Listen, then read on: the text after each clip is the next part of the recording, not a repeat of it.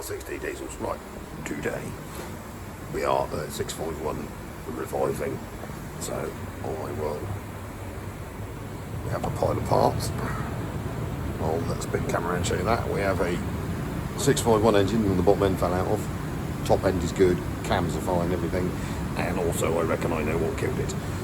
So I'm going to spin this camera around and you can have a look. Please excuse the heat and noise and stuff in the background, but it's a miserable day outside, so we're hiding inside. It's very rare for us to see the doors are shut, and doing this. So Mercedes 651 out of a 63, 64 plates printer. Now there's an earlier video on this and you'll see this engine is well, seized up. The bottom end had seized, which normally for a vehicle like this or for 651s is oil pump failure. Oil pump's just around there, we'll show you that in a minute. Oh, sorry, actually I lied, the oil pump is, I've turned the engine over, oil pump's just there. But I don't think that was the case with this one. It had just picked up, just gone tight. So we'd pretty much done scored every, let me turn that around, every crank, mains and big end journal. So we've popped this to our local engineering firm. They're called D&R James. They're in Poole. If you're in the south of England, they are a really good old school firm and surprisingly cost effective. I mean, to have this crank ground and then supplied with decent quality and get them so a full set of mains and a full set of big end shells was about 260 quid. Now I don't think you can knock that at all. So basically they've saved this crank, they've taken, what if I show you the label, you'll see what I'm there. So there they are. They have taken 0.5 and 0.25 off of the big ends and 0.5 out off the mains, and then supplied the appropriate shells. And obviously for things like front oil seals, the oil seal is running here, so they only ground this piece to fit. This is left original, which won't hurt. And obviously on one of these engines there is no rear crank seal running on the end of the crank, it's actually outboard past the timing chain, so that'll be perfect.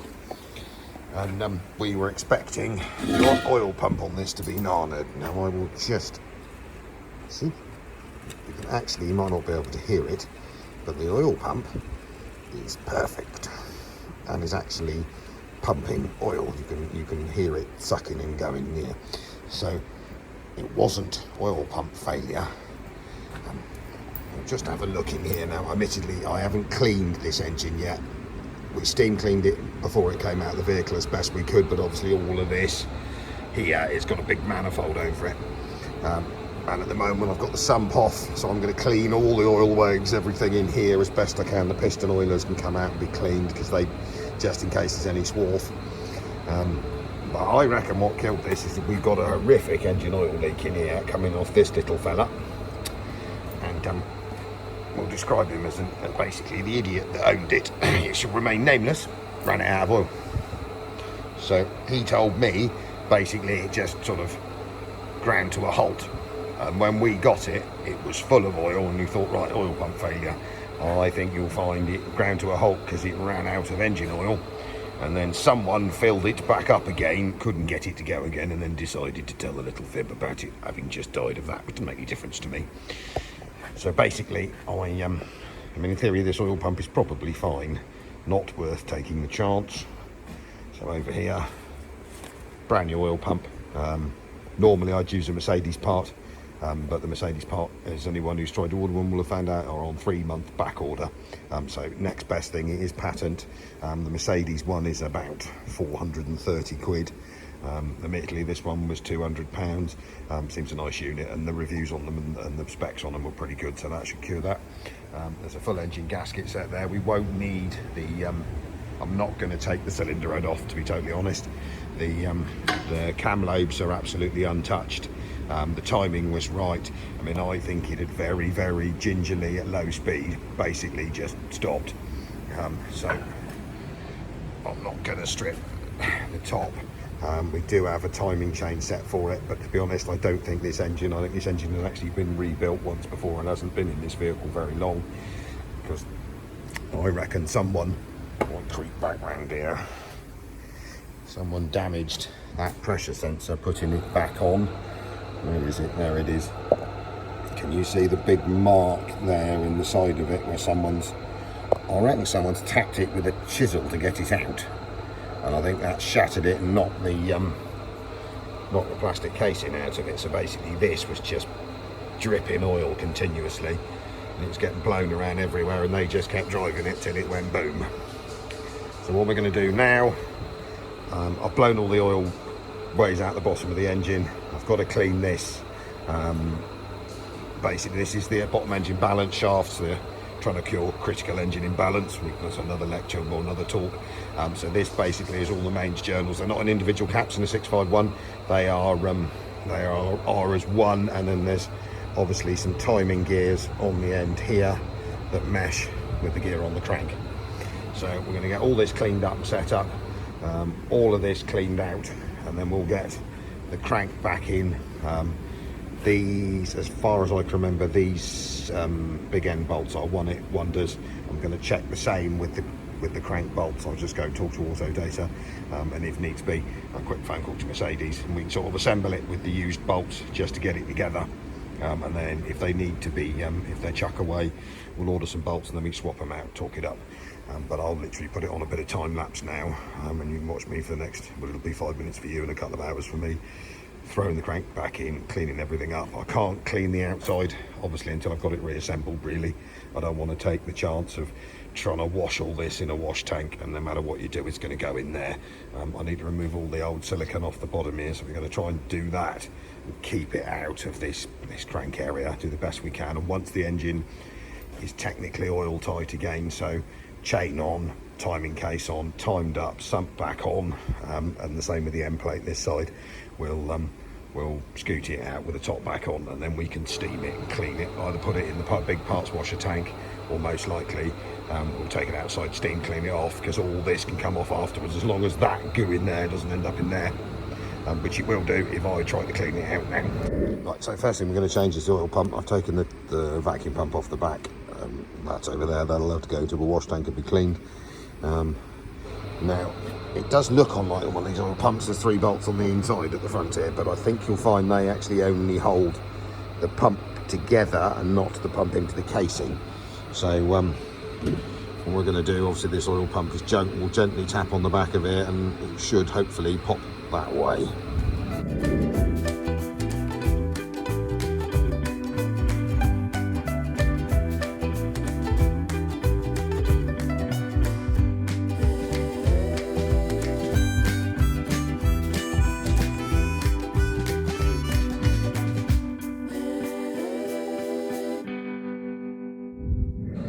So new oil pump slid in, and we'll clean this back plate. Ideally you'd love to get rid of all this, but we're going to keep it out of the engine for a minute. So the 2 bolts in, pump just taps in, as you can see, so that's fitted nicely. I've quickly cleaned the little vacuum pump up. Now sadly gasket set didn't comes with every other gasket via the steel gasket for a vacuum pump handy, so I've just ordered one of those. I'm going to quickly pop this back on for a minute, mainly to keep any crud getting in that hole, and then once the gasket turns up we can quickly pop it off. Obviously it's a 2 minute, or it's only 2 bolts, because I don't really want to put this in here and risk an oil leak. Right, back to it.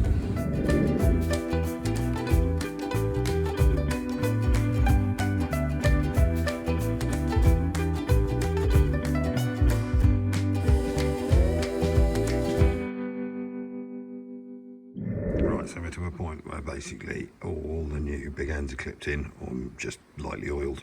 All the new mains are clipped in on this side on top of the block.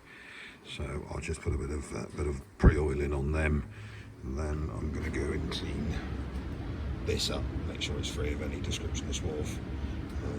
I've got a really great crankshaft sat there, so basically it's chucking that crank in, and then we'll line all these big ends up. Do remember with 651 and lots of Mercedes big ends that these are freeze broke ones. So basically they only fit on the con rod they came off of. I mean, they only fit on the con rod they came off of, even if they're machined. But these are critical, so do not mix them up, because you'll struggle like hell to find out where they go. So lay them out as they came off, Then go straight back on there in a minute when we're ready to rock and roll.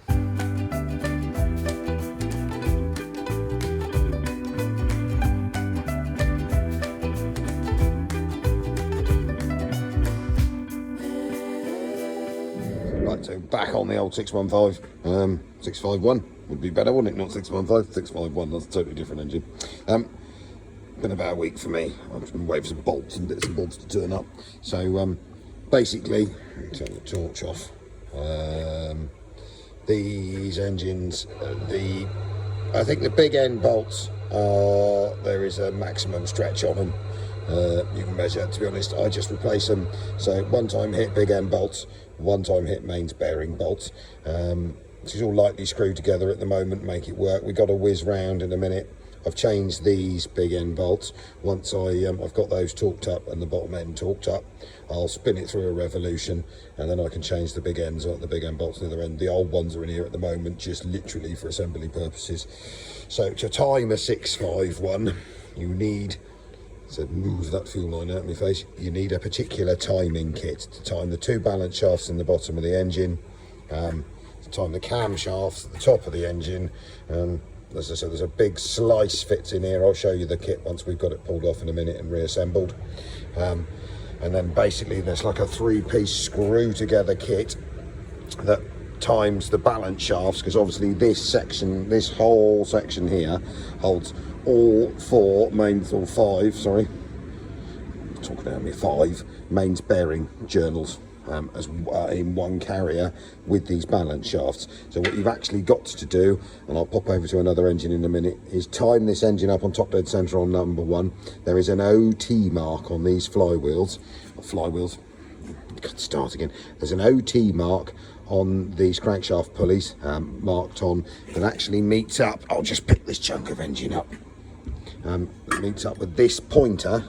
It would normally, as I say, be bolted on the front of this engine. Now, to time this engine up so far, what I've done, I quickly earlier on, I mean, this pulley is only just whipped on here a minute to allow me to turn it. It's whipped this on the front of the engine when it was stood upright, timed it up on its OT mark, and then obviously put all of this gear in so we knew everything was on the right timing mark. But what I will do, if I just quickly whiz to the other end of the workshop, you'll see this is another 651 that we've got that blew up. Now in there, whether you can see it, is the front crank pulley, the front crank damper, or whatever you want to call it. On that is an OT mark, and you will see just in the top corner up there, that's the aligning pointer. So you need to put that pointer onto the OT mark on that damper. That puts it on top dead centre on number 1. And once you've done that, on reassembly wise, you need to go up here. You'll see there's this big slice that goes in, screws in there, that holds the camshafts.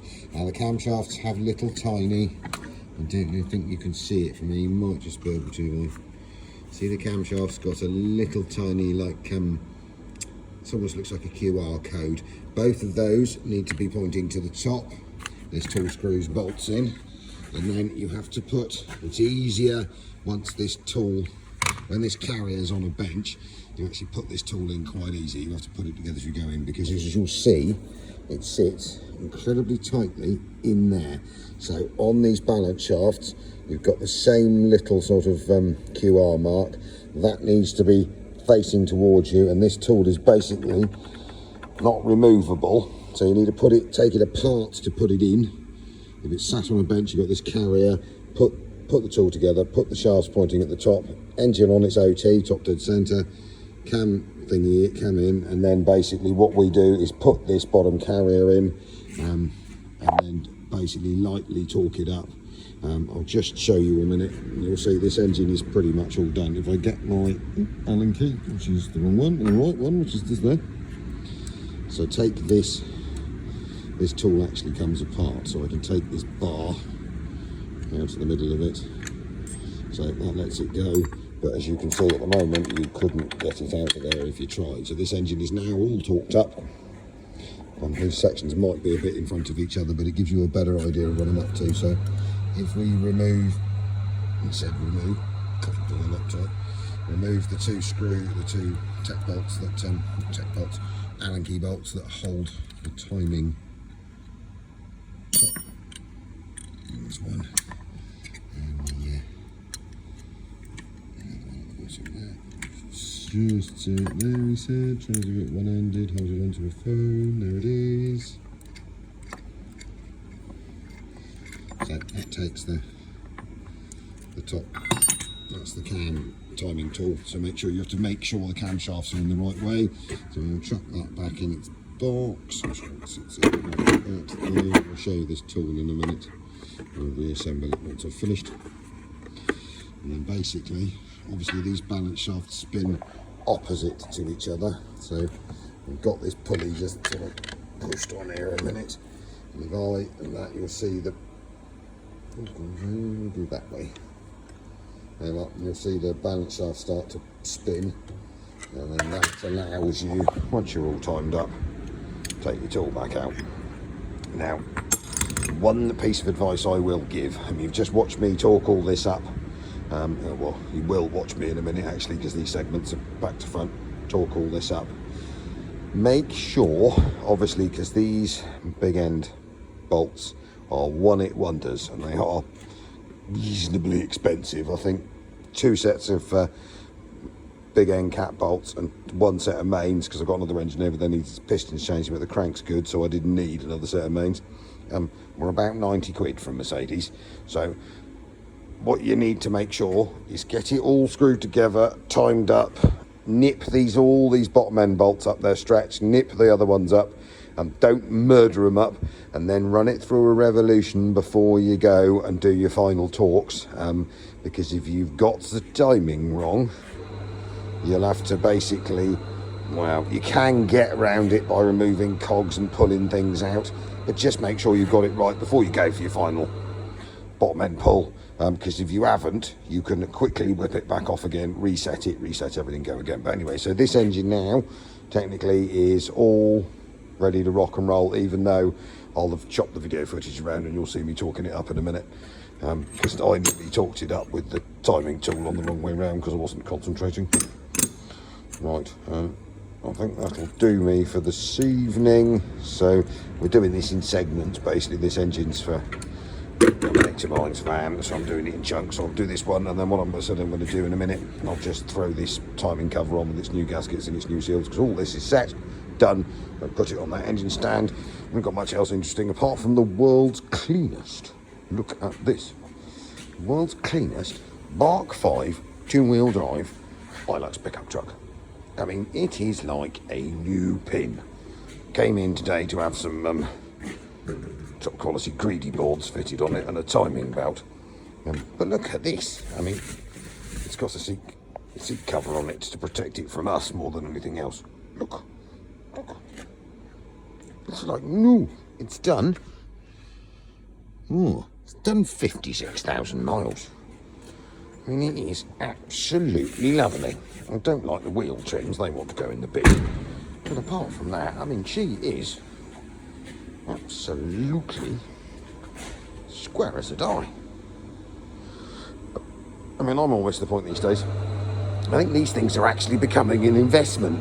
I know it sounds crazy, but I mean, before we did Mercedes and Volkswagen vans, I used to deal in Japanese four-wheel drive. So I've sold more Mark 1 Pajeros, Toyota Hilux, Surfs, 4Runners, L200s, Stradas, Christ, what else did we used to do?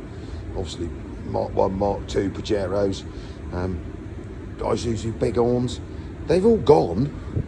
I mean, I used to do them day in, day out. I mean, the price of a Mark 1 Shogun now is absolutely crazy. I mean, we were selling them at the end of it for £1,000 if you were lucky.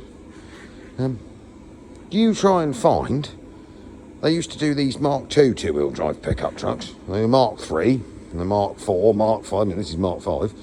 You try and find even a really clean and tidy Mark 3 four-wheel drive pickup truck, single cab. They've all gone. We sent them all to Africa. Sent them all over the world. They've just disappeared off the roads. So if you want to sort of spend some money on something, I'd buy one of these. Because, I mean, I watched Mark II Hiluxes, the back tubs used to fall apart quite quickly. It was a bit of a problem, so you always ended up with a Mark II Hilux with a Mark III Hilux back tub on it. Well, last month eBay was a brand new, untouched, new old stock tub for a 2-door, it's a single cab Mark II Hilux. 10.5 grand. That's not for the truck, that's for the back tub. Because no one's got in this country a Mark II Hilux with this original. Well, I have got one with an original back tub, sort of, which I don't acquire, but the back tub's very festy. So if you've got a bit of cash spare, old Japanese 4-wheel drives, they're brilliantly engineered. I mean, I've just done the cam belt on this. Took me 28 minutes. You wouldn't do that on anything else. Well, apart from possibly a Ford Ranger of the similar age. But if that was an L200, you'd be there till Christmas. And if that happened to be your front-wheel drive Golf, my God, you'd be there for 3 hours and pleasant as a Nissan Qashqai or something like that, or let alone one of those bloody horrible things. I think these things are brilliant, and I think buying one of these is a bit of a thing to use, because it won't go wrong. I mean, let's be honest, every time you saw a war in an Arab or the Far East and wherever country, they never had a 50 cal machine gun or a rocket launcher bolted in the back of a Land Rover 110, did they? It was in a Hilux or a Land Cruiser. There's a reason for that. Right, on that note, I'm going to stop waffling on, and I'm going home for the night, and then we'll get back to this tomorrow, possibly, and that'll be the next bit of the video, which is coming now.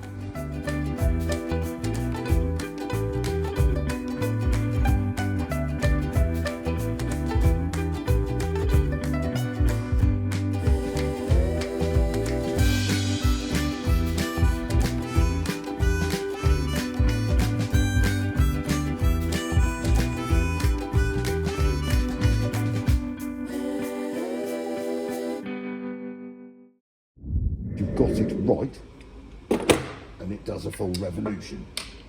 So, as you can see at the moment, full revolution, not quite full revolution yet, but everything is clearing, and you'll see how close these balance shafts actually come to hitting a piston. I mean, they are tiny, tiny. There's a very small gap between them as they flash past. You need to make sure you get that right, because obviously if you talk all this up before you've checked you've 110% got it right and it does a revolution, you'll have to throw all these bolts away because they're one time hit only and stretch. Marvellous.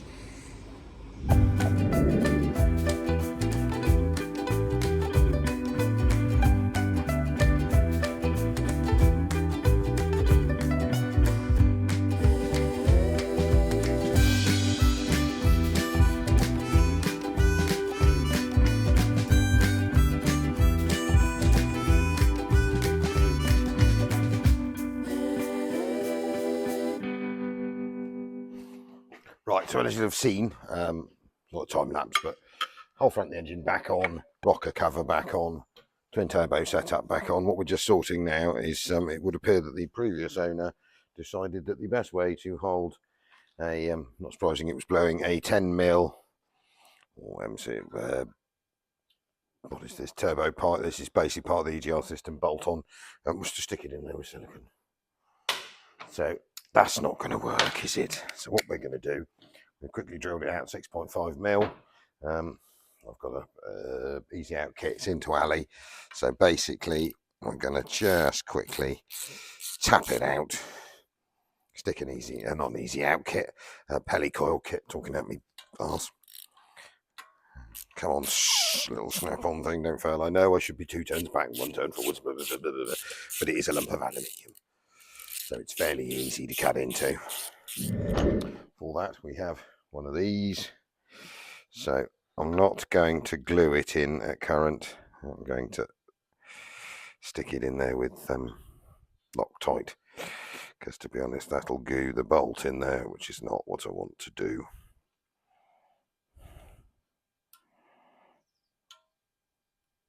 Alright, so screwed in there. Too far, I think. How to do it. Right, so we're heady coiled down into there. Come with these little snap pushers just to push that back piece out of the way, and then all being well, and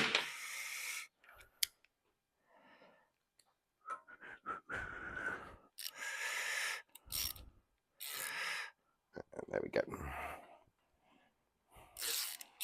And that'll stop that lovely blowing its head off. Right, what I'm going to do now, finish bolting the turbocharger back on, and then we're going to have to whip the engine upside down, start fitting the sump. Then in a minute we've got to try and refit all the mounting brackets and the wiring harnesses.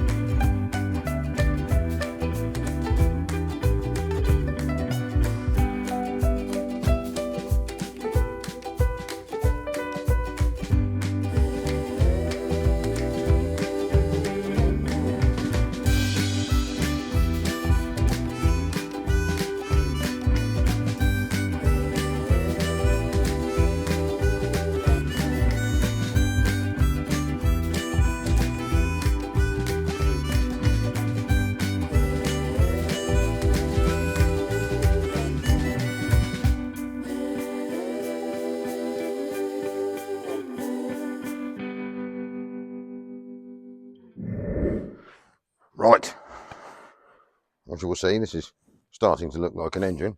So I've put the two twin turbochargers back on the manifolds.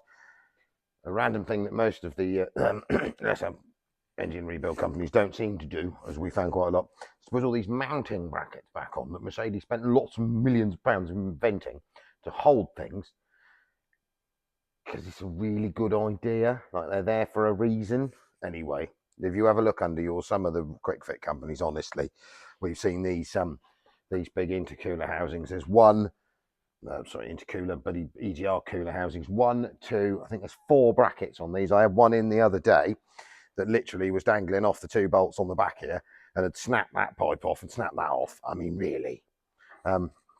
So, next cunning plan, I'm going to fit the air conditioning pump, the alternator.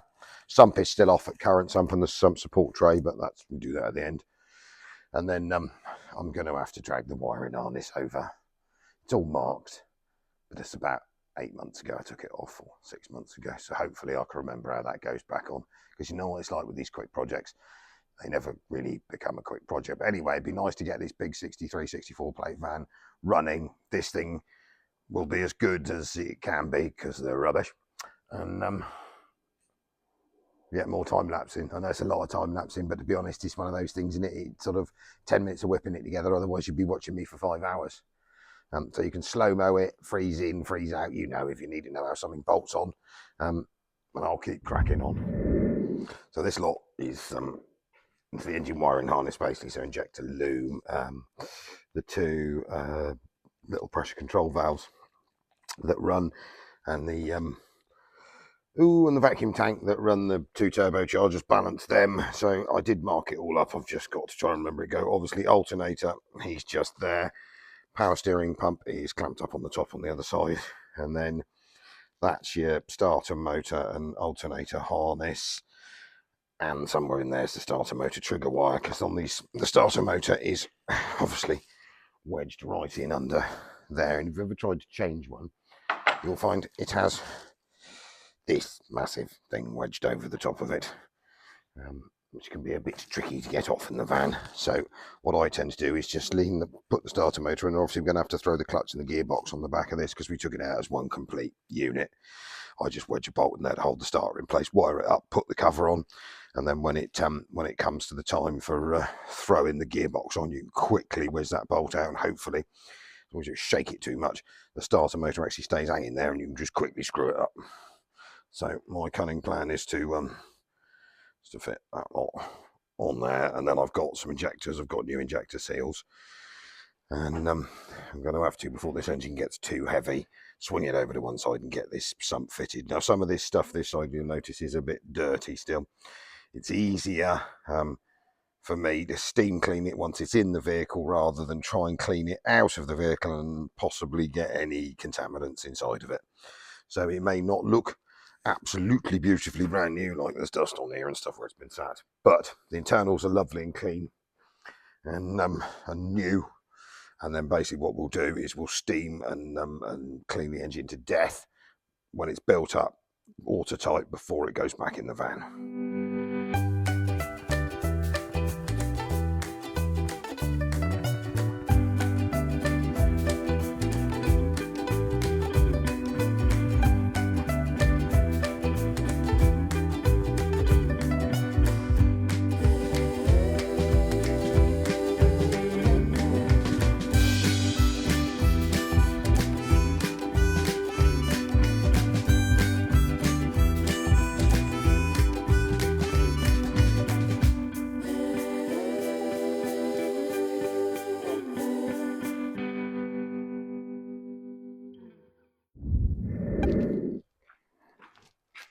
Oh.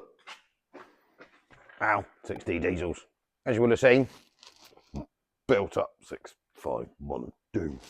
Throwing the flywheel on, throwing the gearbox on. Didn't bother recording that, let's be honest, it's not terribly interesting. You would have seen after half an hour pushing, shunting, budging, bashing with another Volkswagen LT. I have a 906 63 plate Sprinter in my workshop. It's on an engine. Engine is here. So what I'm going to do this afternoon is put this back in that, put front back on, oil it up, fuel it up, fire it up. Maybe not all this afternoon, I'll have to do a bit of that tomorrow. But anyway, here goes.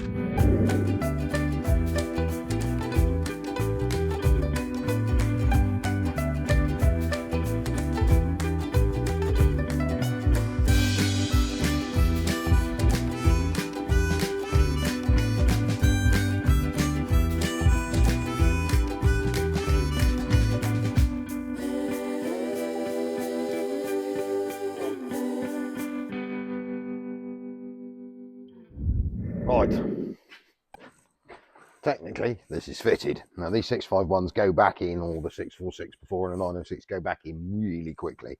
So a couple of ECU connections, 216mm headed engine bolts, quickly whip the DPF and the filter connections back on, fuel lines clip in down the bottom down here. There's minimal electrics and basically we've got fuel prime, but these things every time are an absolute arse to get to start once you've filled the fuel system full of air.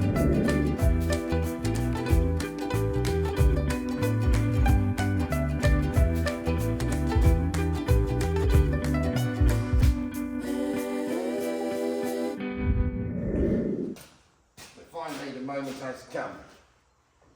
It's bled up, airbox is on, front slapped in, doesn't have any water in it, it's coolant, so in the current.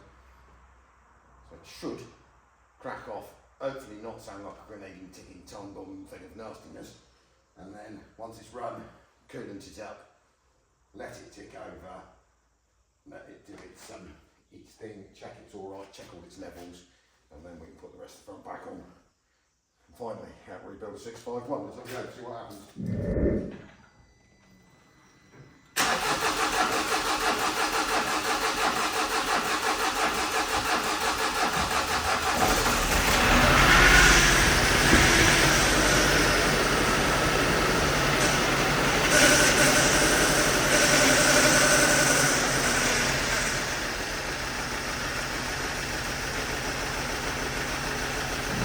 Right, done.